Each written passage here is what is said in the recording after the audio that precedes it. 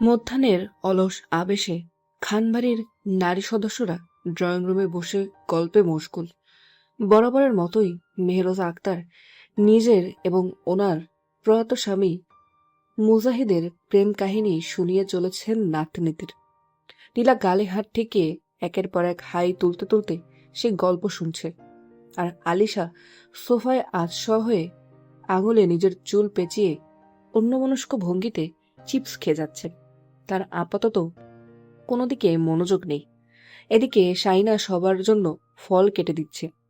আয়েশা এক হাতে তেলের বাটি নিয়ে নীলা আর আলিশার পিছু নিয়েছেন। তেল লাগাবেন বলেই যেন তার এই এক রক্ষা যুদ্ধ। তবে দুজনের কেউই এতে রাজি নয়।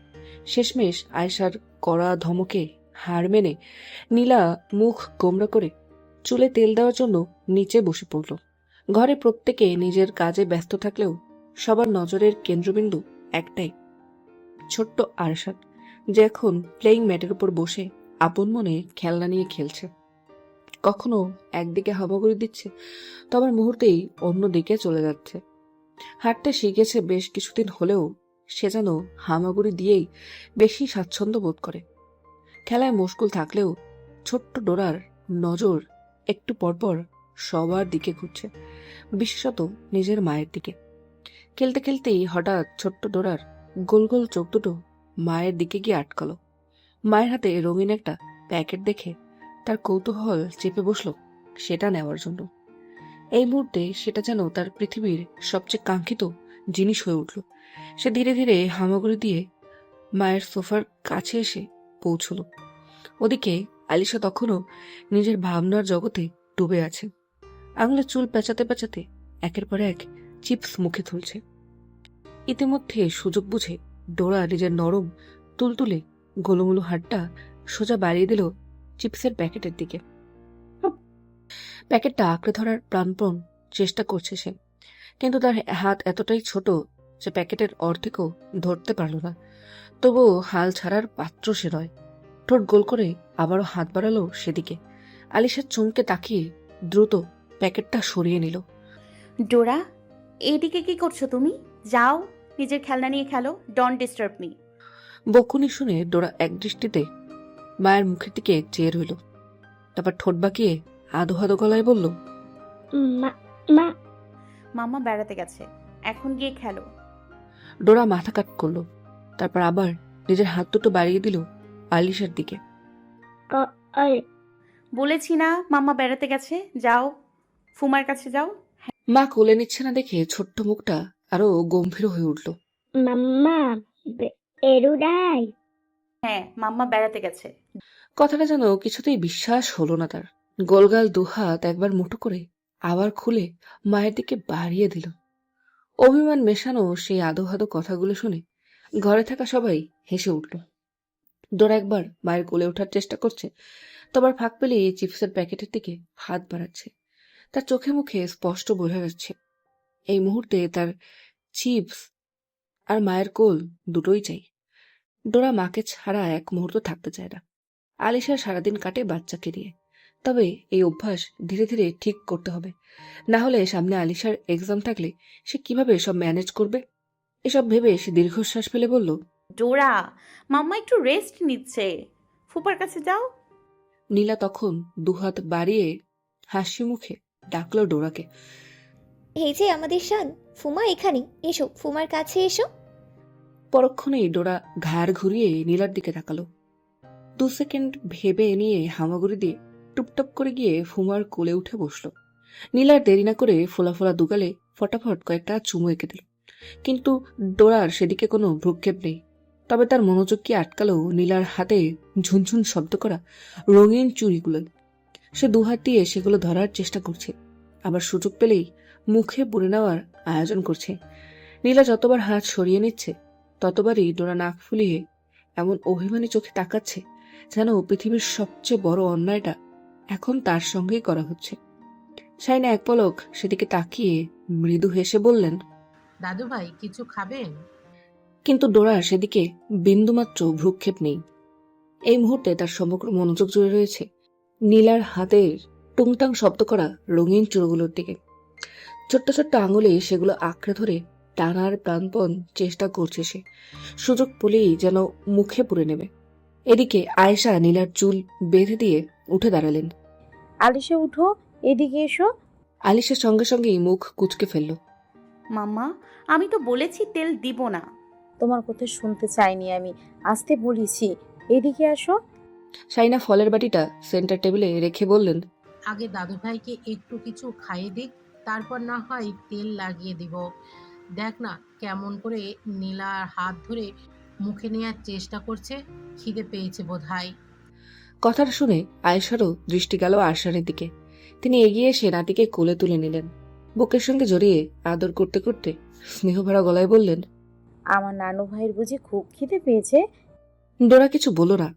গোল গোল চোখ মেলে নানুমার মুখের দিকে পিটপিট করে চেয়ে রইল, যেন প্রাণপণ চেষ্টা করছে তার কথাগুলোর অর্থ বুঝতে।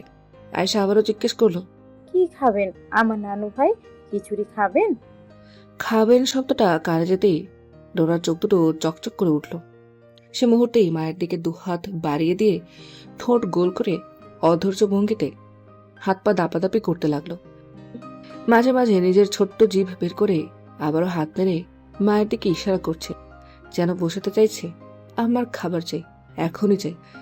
নাতির মুখে সেই আধো আধো ইয়াম শুনে আয়েশা বিরক্তিতে নাকমুখ কুঁচকে ফেললেন। 1 বছরের বাচ্চাকে শুধু মায়ের দুধ খেয়েই থাকবে? আরিশা, তুমি বাচ্চাকে কিছু খেতে শেখাও না কেন?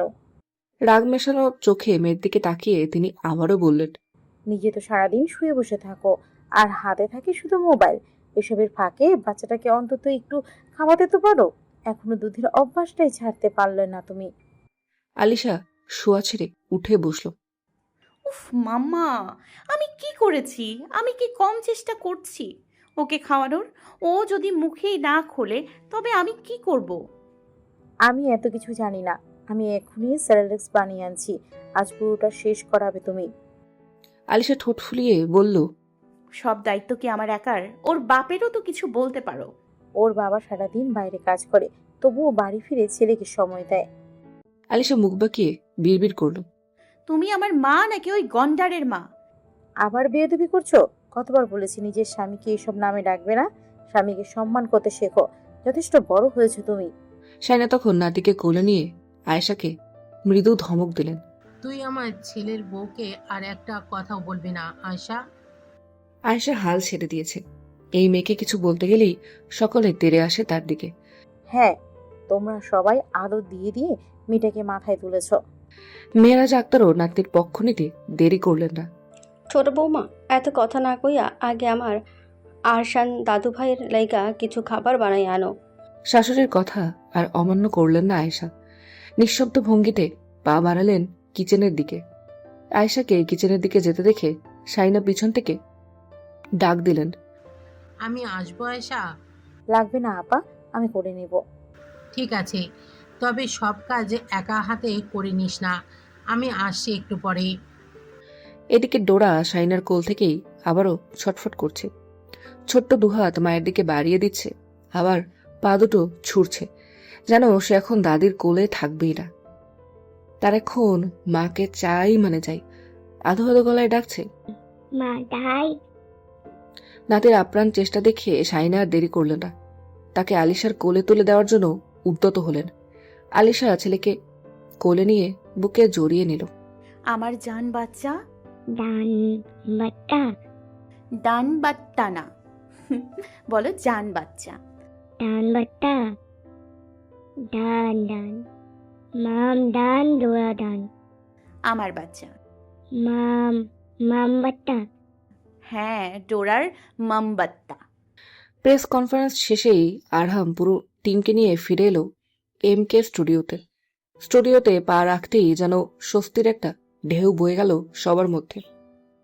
গত কয়েকদিনের টান টান চাপের পর আজ প্রথমবারের মতো সবার মুখে নিশ্চিন্ত হাসি। নেহাই সবার আগে উচ্ছ্বাস সামলাতে না পেরে বলে উঠল, আজকের প্রেস কনফারেন্সটা একেবারে সুপার হিট হয়েছে। যারা এতদিন মুখে যা নয় তা বলছিল তারা আজ সকলেই চুপ। আদি হেসে আরহামের দিকে তাকালো। একটা কথা বলো তো, এই আইডিয়াটা তোর মাথায় এলো কিভাবে? আরহাম কাজ ঝাঁকালো। আলাদা করে কোনো আইডিয়া বের করতে হয়নি, আমি তো সত্যিটা বলেছি। তবে আংশিক। কাহাব তখন ফোনের স্ক্রিনে চোখ রেখে বলল, সোশ্যাল মিডিয়ার সবাই আমাদের ট্যাগ করছে, রেসপন্সটা দারুণ। নিধি স্বস্তির নিঃশ্বাস ফেলল। আজ রাতে অন্তত শান্তিতে ঘুমাতে পারবো। গত 2 দিন ধরে টেনশনে ঠিকমতো চোখ বন্ধ করতে পারিনি। চারপাশে আনন্দের আবহ ছড়িয়ে থাকলেও একজনের মুখে তার ছিটে ফোটাও নেই। আরহাব চুপচাপ দাঁড়িয়ে আছে, মুখ জুড়ে গভীর চিন্তার ছাপ। রিহান তার কাঁধে আলতো চাপড়ে হেসে জিজ্ঞেস করলো, কিরে ব্রো, আজ তো খুশি হবার দিন। তোর মুখটা এমন পাংশাটে শ্যামল। আরাফ ধীর গলায় জবাব দিল, আমি আরহামকে নিয়েই ভাবছি। নেহা আবারও ভ্রুকোচকে শুধালো, আরহামকে? কেন? ওর আবার কি হলো? আরাফ এবার সবার দিকে চোখ তুলে তাকিয়েছে। আজও প্রেস কনফারেন্সে যা বলেছে, আলিশা তো তার কিছুই জানে না। পরে যদি বিষয়টা নিয়ে ওদের সংসারে কোনো সমস্যা হয়, একবারও কি তোরা এই নিয়ে ভেবে দেখেছিস? কথাটা শুনে মুহূর্তেই ঘরের পরিবেশ খানিকটা গম্ভীর হয়ে উঠেছে। নেহা মুখটা বাঁকিয়ে বিরক্ত নিয়ে শুধালো, উফ, জাস্ট লিভ ইট। যার সংসার তার আর কোনো খবর নেই, আর পাড়া প্রতিবেশীর ঘুম নেই। আদি সঙ্গে সঙ্গে আপত্তি জানালো। Neha, stop it. আরাফ ভুল কিছু বলেনি। আরহাম হাত তুলে সবাইকে থামিয়ে দিল। হ্যাঁ, তোরা এটা নিয়ে তর্ক করিস না, আমি সব সামলে নেব। আরাফ তীক্ষ্ণ দৃষ্টিতে আরহামের দিকে চেয়ে প্রশ্ন ছুড়ল, যেদিন পুরো সত্যিটা সামনে আসবে, সেদিনও কি এভাবেই সামলাতে পারবি? আরহামের ঠোঁটের কোণে একরকম নির্লিপ্ত হাসি টেনে দায়সারাভাবে জবাব দিল, যা হওয়ার তো তখন দেখা যাবে। আরহামের এমন দায়সারা উত্তর শুনে আরাফের চোয়াল শক্ত হয়ে উঠল। আর একটি কথাও না বলে ভারী পায়ে ধূপধাপ শব্দ তুলে সেখান থেকে প্রস্থান নিল সে। কাহাব একবার আরহামের দিকে তাকিয়ে দীর্ঘশ্বাস ফেলে নিঃশব্দে আরহামের পিছু পিছু গেল। কিছুক্ষণ নীরবতা নেমে রইল। সবার নীরবতা ভাঙতে নেহাই সবার আগে কথা বলা শুরু করলো। উফ, আরফটা না সবকিছু নিয়ে অতিরিক্ত ভাবে। তুই ওর কথা মাথায় নিস না আরহাম। আজকের দিনটা অন্তত উপভোগ কর। পরিবেশটা আবার হালকা করার চেষ্টা করে রেহানও দুষ্টু হেসে বলল, যাই হোক, আমাদের কিন্তু ট্রিট চাই। আজ রাতেই একটা নাইট ক্লাব বুক করে ফেলবো নাকি? আরহাম ঘড়ির দিকে তাকিয়ে মুচকি হেসে জবাব দিল, আজ নয়, কালকের জন্য বুক কর। স্টুডিওর ছাদে এসে একটা সিগারেট ধরালো আরফ। গাঢ় ধোয়ার কুণ্ডলি ধীরে ধীরে মিলে গেল নিস্তব্ধ আকাশে, অথচ তার দৃষ্টি স্থির হয়ে রইল উপরে, যেন আকাশের বিশাল শূন্যতার মাঝেই নিজের উত্তরগুলো খুঁজছে। কিছুক্ষণ পর কাহাব এসে নিঃশব্দে তার পাশে দাঁড়িয়েছে। কয়েক মুহূর্ত দুজনের কেউ কথা বলল না, শুধু বাতাসে সিগারেটের ধোঁয়া আর নীরবতার ভার মিশেছিল। অবশেষে কাহাবই নীরবতা ভেঙে শুধালো, এখনো ভুলতে পারিস না তাকে? আরাফ ম্লান হেসে ধোয়ার শেষ টানটা ছেড়ে দিল। ভুলে যাওয়ার কথা ছিল কি? প্রশ্নটার জবাব কাহাবের কাছে দিই, তবুও কিছুক্ষণ চুপ থেকে দীর্ঘশ্বাস ফেলে বলল, মুভ অন ব্রো। আরফ ধীরে ধীরে মাথা নাড়ালো। চাই না মুভ অন করতে। এভাবে আর কতদিন? আরাফ আকাশের দিকে তাকিয়ে রইল। হয়তো সারা জীবন। কাহাব বিরক্তি মেশানো সুরে বলল, জীবন কোনো ছেলে খেলা নয় আরাফ। আরাফের ঠোঁটে ফুটে উঠল তিক্ত এক হাসি। আমার জীবনটা বোধ হয় তাই। নয়তো যাকে মন দিয়ে ভালোবাসি, তাকেই কেন সৃষ্টিকর্তা বারবার আমার কাছ থেকে ছিনিয়ে নেন? হয়তো তার জন্য সেটাই ভালো ছিল। যদি সত্যিই তার ভালো হতো, তবে আমি খুশি মনেই নিজের অনুভূতিগুলো মাঠে চাপা দিতাম। কিন্তু বলতো, সত্যিই কি ওর জন্য ভালো হয়েছে? প্রশ্নটার কোনো উত্তর নেই কাহাবের কাছে। She is happily married with one kid. Araf নিঃশব্দ হেসে ফেলল। Is she really happy? Kahab চোখ নামিয়ে ফেলল। এসব ভাবা আমাদের কাজ নয়। আরাফের ঠোঁটে আবারও সেই বিষাদমাখা হাসি ফুটে উঠল, এমন এক হাসি যার ভাজে ভাজে জমে আছে বছরের পর বছর ধরে বয়ে বেড়ানো অপ্রাপ্তি। আমি শুধু চাই একদিন যেন ওকে সত্যিই ভুলে যেতে পারি। কাহাব তার কাঁধে হাত রেখে মৃদুস্বরে আশ্বস্ত করল, পারবি ভুলতে, নাহলে যে একদিন আমাদের সবার বন্ধুত্বের সম্পর্কেই ভাটা পড়বে। আরেক আবার দৃঢ় কণ্ঠে জবাব দিল, সেটা আমি কোনো দিনও হতে দেব না। আর আমার ফার্স্ট প্রায়োরিটি। জান থাকতে ওকে কিছু জানতে দেব না। আশা করি তুইও না। কাহাবার এক মুহূর্ত দেরি করল না জবাব দিতে। এত বছর দেইনি, সামনেও দেব না। কথাটা বলেই সে আরফকে নিজের দিকে টেনে বগল দাবা করে জড়িয়ে ধরল। আরফও কোনো আপত্তি করল না। দুই বন্ধু নিঃশব্দে দাঁড়িয়ে রইল ছাদের কিনারায়। তাদের সামনে বিস্তৃত আকাশ, আর বুকের ভেতর লুকিয়ে রইল এমন এক গোপন সত্য, যার ভার তারা বছরের পর বছর নীরবে বয়ে চলেছে। আলিশা মাত্রই ছেলেকে নিয়ে এক দফা যুদ্ধ শেষ করেছে। আরশান খিচুড়ি মুখে তুলবেই না। বহু চেষ্টার পর একটু হলেও খাওয়াতে পেরেছে সে। বিগত 1 ঘন্টার যুদ্ধ শেষে আলিশা সোফাতেই কাত হয়ে শুয়ে পড়ল। ডোরা তখনও মায়ের কোলে হাত পা ছুঁড়ে দাপাদাপি করছে, যেন প্রতিবাদ করছে। কেন তার অপছন্দের খিচুড়ি দেওয়া হলো? তার ইয়ামিয়াম কোথায়? ছেলে দাপাদাপিতে আলিশা বিরক্ত হয়ে শাইনাকে বলল, বড় মা, ওকে নিয়ে ফ্রেশ করিয়ে দাও তো, আমার আর শক্তি নেই। শাহিনা বেগম নাতিকে কোলে তুলতে তুলতে বললেন, তুইও ফ্রেশ হয়ে নে পুতুল, দুষ্টুটা তোর গায়েও সব খিচুড়ি লাগিয়ে দিয়েছে। একেবারে শাওয়ারও নিয়ে আসি। চলেন দাদু ভাই, আপনাকে ফ্রেশ করিয়ে দিই। ডোরা ফ্রেশ ফ্রেশ। জি ডোরা এখন ফ্রেশ হবে। আলিশা শাওয়ার নিয়ে একটু আগেই ফিরেছে। এখন লাঞ্চ করে একটা ঘুম দেবে ছেলেকে নিয়ে। মাম্মা, খিদে পেয়েছে, খাবার দাও। আলিশা টেবিলে না বসে লিভিং রুমে দাদি আর নীলার কাছে গিয়ে বসল। নীলার কোলে বসে আছে আরশান। তার সম্পূর্ণ মনোযোগ এখন নীলার ফোনে চলতে থাকা বেবি শার্ক গানটায়। মেহরোজা আক্তার তখন বসে বসে পান চেবাচ্ছেন। তার হাঁটুর পাশেই মিনু বসে একের পর এক পান বানিয়ে দিচ্ছেন ওনাকে। শাইনা এসে সবাইকে ডাক দিলেন দুপুরের লাঞ্চের জন্য।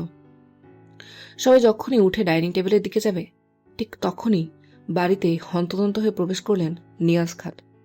ওনার মুখে রাগের ছাপ স্পষ্ট বিদ্যমান। আয়শা, আয়শা। হঠাৎ স্বামীর এমন ডাকে আয়েশা বেগম শাড়ির আঁচলে হাত মুছতে মুছতে এগিয়ে আসলেন। কি হয়েছে? আর আপনি এই সময় বাড়িতে? সব ঠিক আছে তো? কিচ্ছু ঠিক নেই। আজ আরহাম সবকিছুর সীমা পেরিয়ে গেছে। কি বলছেন এসব? নিয়াজ সাহেবের মুখে এমন কথা শুনে সকলেই থমকে গেল। আলিশা বাবাকে জিজ্ঞেস করল, কি হয়েছে বাবা? ফোন কোথায় তোমাদের? বাড়িতে টিভি নেই, এত কিছু হয়ে গেল আর এখনো কেউ কিছুই জানে না? সবাই একসাথে ছিল বিধায় কেউ আর ফোন টিভি কিছুই চালায়নি। দিনের এই সময়টা সকলে একে অপরকে সময় দেয়, গল্প করে। তাই একটু আগে ঘটে যাওয়া প্রেস কনফারেন্সের বিষয় নিয়েও তারা এখনো কিছুই জানে না। নিয়াজের কথা শুনে আলিশা তড়িঘড়ি নিজের ফোন হাতে নিল। মিনুও জলদি করে লিভিং রুমে থাকা ফোনটা চালিয়ে দিল। আলিশা তড়িঘড়ি করে ফোনটা হাতে তুলে নিল। নোটিফিকেশনের পর নোটিফিকেশন ভেসে উঠল স্ক্রিন জুড়ে। ফেসবুক, ইনস্টাগ্রাম, নিউজ পোর্টাল সবখানেই একটা খবর। কাপা আঙুলে সে একটা লাইভ নিউজ খুলতেই মিনু প্রায় ছুটে গিয়ে লিভিং রুমের টিভিটা অন করে দিল। কয়েক সেকেন্ডের মধ্যেই নিউজ চ্যানেলের পরিচিত ব্রেকিং নিউজের সাউন্ড ভেসে আসলো সবার কানে। স্ক্রিনের নিচে বড় বড় অক্ষরে লেখা, ব্রেকিং নিউজ। আরহাম মেহতাব খানকে ঘিরে ছড়িয়ে পড়া বিতর্কের অবসান। সংবাদ সম্মেলনে প্রকাশ পেল রহস্যময় তরুণীর পরিচয়। নিউজ প্রেজেন্টার ক্যামেরার দিকে তাকিয়ে বলছে, রকস্টার আরহাম মেহতাব, আপনাকে ঘিরে গত কয়েকদিন ধরে সোশ্যাল মিডিয়া ও বিভিন্ন গণমাধ্যমে যে বিতর্ক চলছিল, অবশেষে তারই জবাব দিয়েছেন শিল্পী নিজেই। আজ রাজধানীতে আয়োজিত এক সংবাদ সম্মেলনে তিনি স্পষ্টভাবে জানিয়েছেন, যাকে ঘিরে এতদিন নানা গুঞ্জন ছড়িয়েছে, তিনি তার প্রেমিকা নন। কয়েক মুহূর্তের জন্য স্ক্রিনে ভেসে উঠল প্রেস কনফারেন্সে আরহামের বক্তব্য। সে আমার কাজিন আলিশা খান। ছোটবেলা থেকে আমরা একই ছাদের নিচে একই পরিবারের সদস্য হিসেবে বড় হয়েছে। আবারও নিউজ প্রেজেন্টারের কণ্ঠ শোনা গেল। নিজের দাবির পক্ষে মেহতাব সাংবাদিকদের সামনে শৈশবের একাধিক ব্যক্তিগত ছবি প্রদর্শন করেন, যেখানে তাকে এবং আলিশা খানকে একই পরিবারের সদস্য হিসেবে দেখা যায়। এ ঘটনার পর সামাজিক যোগাযোগ মাধ্যমে বিষয়টি নিয়ে নতুন করে আলোচনা শুরু হয়েছে। ইতোমধ্যে অনেকেই আগের অভিযোগ ও সমালোচনার জন্য দুঃখ প্রকাশ করে পোস্টও করেছেন। টেলিভিশনের প্রতিটি শব্দ যেন লিভিং রুমের নিস্তব্ধ পরিস্থিতিকে আরো ভারী হয়ে প্রতিধ্বনিত হতে লাগলো।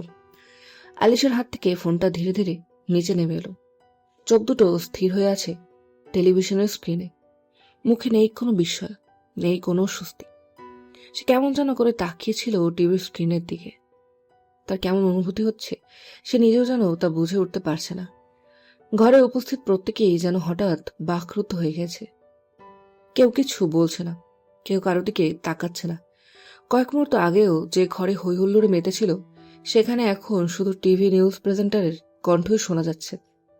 আরহান টিভি স্ক্রিনে গোল গোল চোখ করে তাকিয়ে আছে আর আঙুল চুটছে। তার চোখে বিস্ময়। সে জানতে চাচ্ছে বাবা ওখানে কেন। সে নীলার কোল থেকে বারবার টিভি স্ক্রিনের দিকে হাত বাড়িয়ে দিচ্ছে আর আধো গলায় শব্দ করছে, বাবা ডাই, বাবা ডাই। আরশানের কণ্ঠে আলিশা এক পলক ছেলের দিকে তাকালো। সবার ধ্যান ভাগলো নিয়াজ সাহেবের উচ্চ কণ্ঠে। আরহামের সব কিছুই মেনে নিয়েছিলাম, তবে আজ সবার সামনে সে অস্বীকার করেছে। এটা আমি কিচ্ছুতেই মানব না। আপনি শান্ত হন, আমার প্রেশার বেড়ে যাবে। আমার মেয়ে কি তার বোন? সে কিভাবে পারলো আলিশাকে নীলার সাথে মেলাতে? এতে সে নিজের বউ সহ ভাই বোনের সম্পর্ক নিয়েও ছিনিমিনি খেলছে। সবাই চুপ, কারো মুখে কোনো কথা নেই। নিয়াজ সাহেব এবার আলিশার দিকে তাকিয়ে কঠোর স্বরে জিজ্ঞেস করলেন, আলিশা, তুমি কি এসব ব্যাপারে জানতে? কোনো রেসপন্স নেই। নিয়াজ সাহেব এবার ধমকে উঠলেন, কিছু জিজ্ঞেস করেছি তোমাকে। আলিশা দুদিকে মাথা নাড়িয়ে দ্বিমত করল। সে কিছুই জানতো না এসব ব্যাপারে। তুমি কি আরহামের এসব? তিনি কথা শেষ করার আগেই আলিশা শান্ত কণ্ঠে বলে উঠল, বাবা, আমরা এই নিয়ে পরে কথা বলি। কথাটি বলেই আলিশা আর কোনো দিকে না তাকিয়ে নীলার কাছ থেকে ডোরাকে কোলে নিয়ে চলে গেল নিজের কামরায়। সবাই চেয়ে থাকলো আলিশার গমনের পথে। নিয়াজ সাহেব এবার মায়ের দিকে তাকিয়ে বললেন, আম্মা, আপনি কি এখনো বলবেন আপনি কোনো ভুল করেননি ওদের বিয়ে দিয়ে? নিজের কামরায় যাও নিয়াজ, আমরা এই নিয়ে কথা না বললেই ভালো। স্বামী স্ত্রীর ব্যাপারে আমাদের কথা বলা উচিত নয়। আম্মা, বিষয়টা এখন কেবল স্বামী স্ত্রীর মধ্যে থাকেনি। আরহাম দাদু ভাই এবং বাড়ির সকলকে আসতে দাও, আমরা এই নিয়ে রাতে কথা বলবো।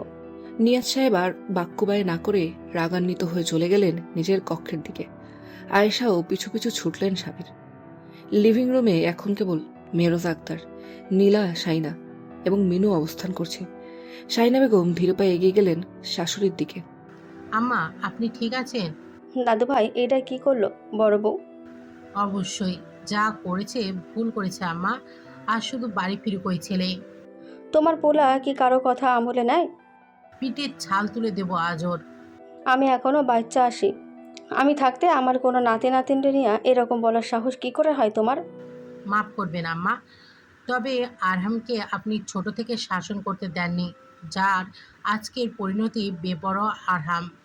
এই কথায় মেহরোজা আক্তার নীরব রইলেন, কারণ তিনি জানেন শাইনা ভুল কিছু বলেনি। আরহামের মুখের দিকে তাকালে আজ ওনার মনে পড়ে যায় প্রয়াত মুজাহিদকে।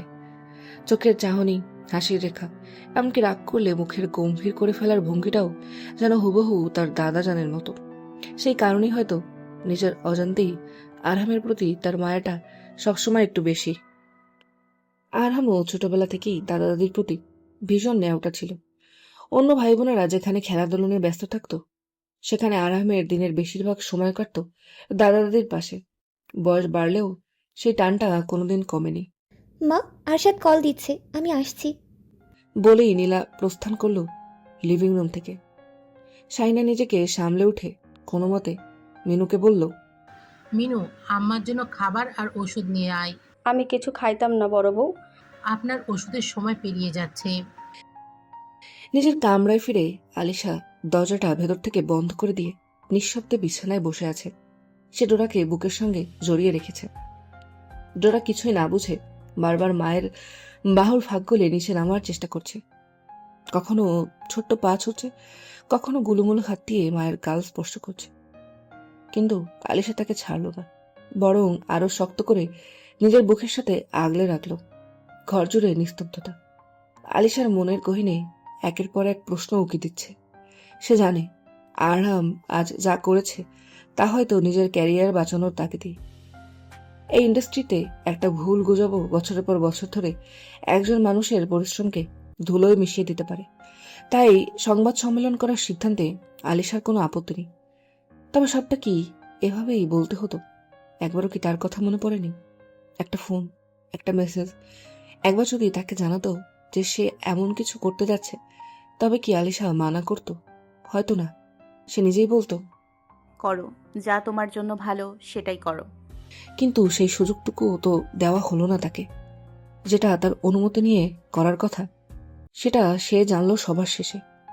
আরহান কিভাবে পারলো নিজের বাচ্চার মাকে নিজের বাকি কাজিন এবং আপন বোনের সাথে তুলনা করতে? তার মতামতের কি একটুকু প্রয়োজন হয়নি? স্ত্রী হিসেবে না হলেও একজন মানুষ হিসেবেও কি সে এতটুকু আগে জানার যোগ্য ছিল না? ভাবনাগুলো বুকের ভেতর পাথরের মতো চেপে বসতেই আলিশার চোখ ঝাপসা হইল।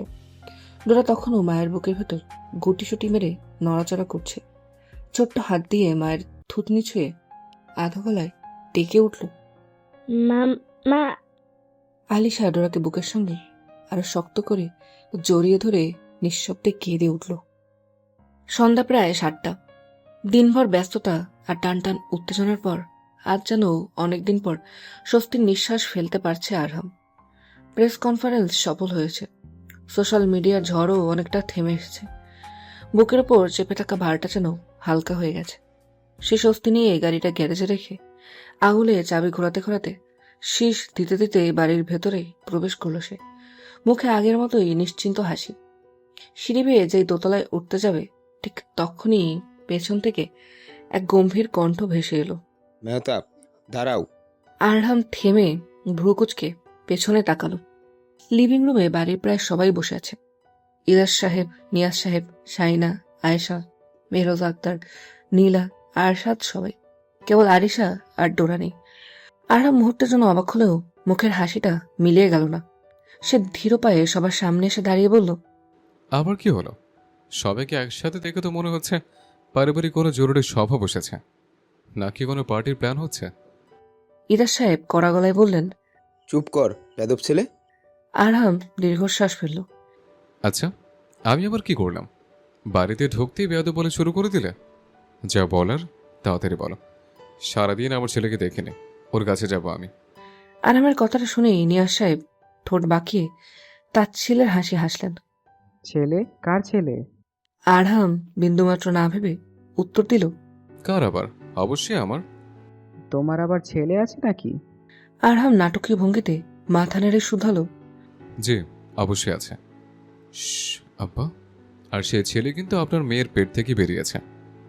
তার কথা শেষ হতেই নিয়াজ সাহেব ক্ষুব্ধ হয়ে ইরাজ সাহেবের দিকে তাকালেন। দেখেছো ভাইজান, তোমার ছেলের অধঃপতন কোথায় গিয়ে পৌঁছেছে? ইরাজ সাহেবও কপাল কুঁচকে ফেললেন। মেহতাব, তোমার এই বেদবিগুলো কবে কমবে? আরহাম একচিলতে হাসল। যেদিন দাদা হব সেদিন। আমি কি তোমার সাথে মশকরা করছি? আমিও করছি না, তাই বলছি কেউ হয়েছে সেটা তাড়াতাড়ি বলুন। আজ এই বিশেষ সভা কি আমাকে নিয়ে? শায়না এতক্ষণ চুপচাপ ছেলের কাণ্ড কারখানা দেখছিলেন। এবার ধমক দিয়ে বললেন, আরে একটা কথা বললে কিন্তু পিঠের ছাল তুলে নেব, বেয়াদব ছেলে। আরহাম মায়ের দিকে তাকিয়ে মুচকি মুচকি এসে বলল, ও মাই সুইট কিউট মা, এখন তো তোমার নাতির মায়ের ঘর বয়স আর আমার খাওয়ানোর। দিন দিন একেবারে রসাতলে যাচ্ছিস, বেয়াদব ছেলে। আরহাম দুহাত তুলে আত্মসমর্পণ করার ভঙ্গি করল। বাসায় ঢোকার পর থেকে সবাই শুধু বেয়াদব বেয়াদব বলেই যাচ্ছে, কিন্তু আমি কি করেছি সেটা কি কেউ বলবে? এবার আরশাদ নীরবতা ভেঙে বলল, কি করিসনি তুই? ওর বোনকে সবার সামনে অস্বীকার করেছিস।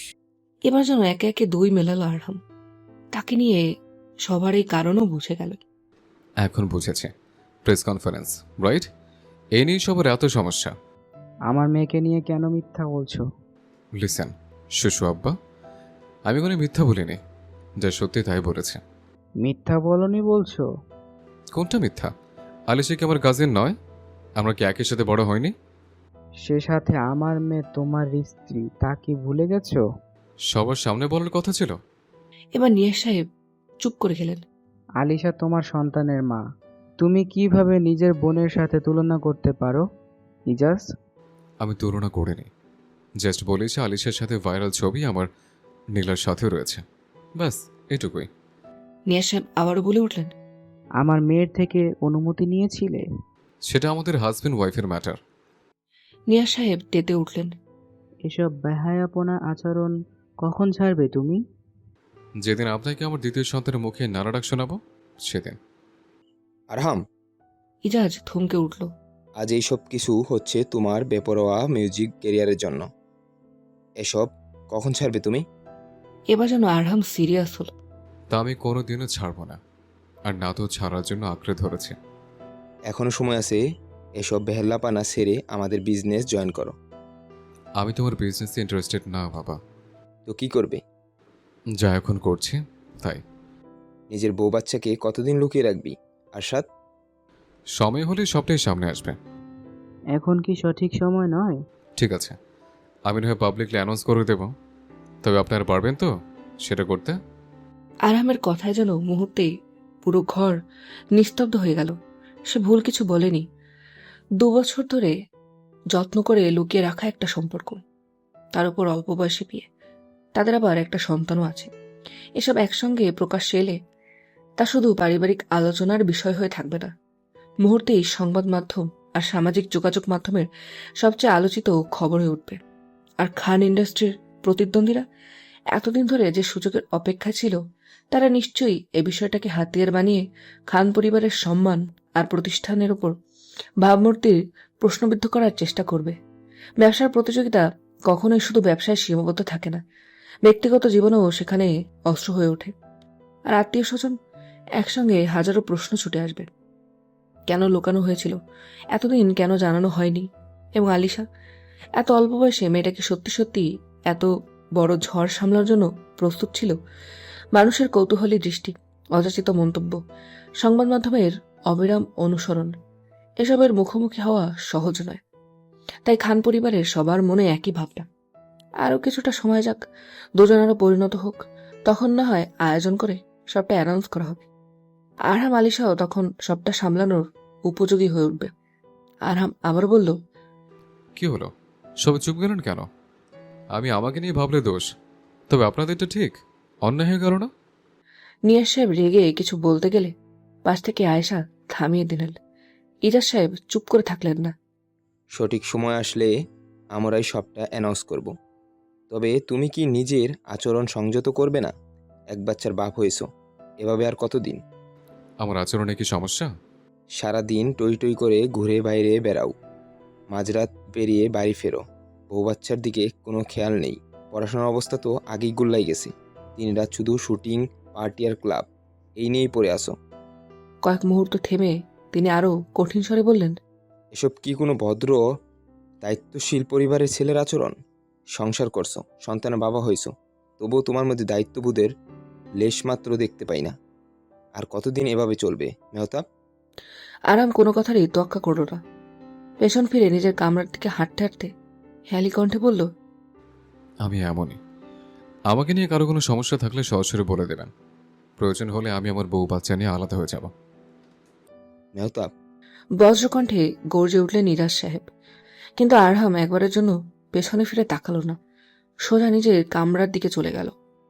মেহরোজা আক্তার মিনুর সাহায্যে ধীরে ধীরে উঠে দাঁড়ালেন। বয়সের ভারে সামান্য টলমল করলেও কণ্ঠে ছিল অটল কর্তৃত্ব। ইজাজ, শান্ত হও, সবাই যার যার কামরায় যাও, অনেক রাত হয়েছে। ইজাজ সাহেব ক্ষোভে ফুসতে ফুসতে বললেন, আম্মা দেখলেন তো আপনার আদরের নাতি কি বলে গেল? মেহরোজা আক্তার একবার ছেলের দিকে তাকালেন। সে দৃষ্টিতে যেন বহু বছরের অভিজ্ঞতা আর কঠোরতা মিশে আছে। আমি যা বলছি সেটাই হবে। ওদের স্বামী স্ত্রীর বিষয়ে এই বাড়ির কেউ আর একটি কথাও বলবে না, এটা আমার আদেশ। আম্মা আপনি? আর কোনো কথা নয়, সবাই নিজের নিজের কামরায় ফিরে যাও। আরহাম নিজের কামরার দরজা ঠেলে ভেতরে ঢুকতেই আচমকা তার মুখের উপর এসে আছড়ে পড়ল উড়ন্ত শলার ঝাড়ু।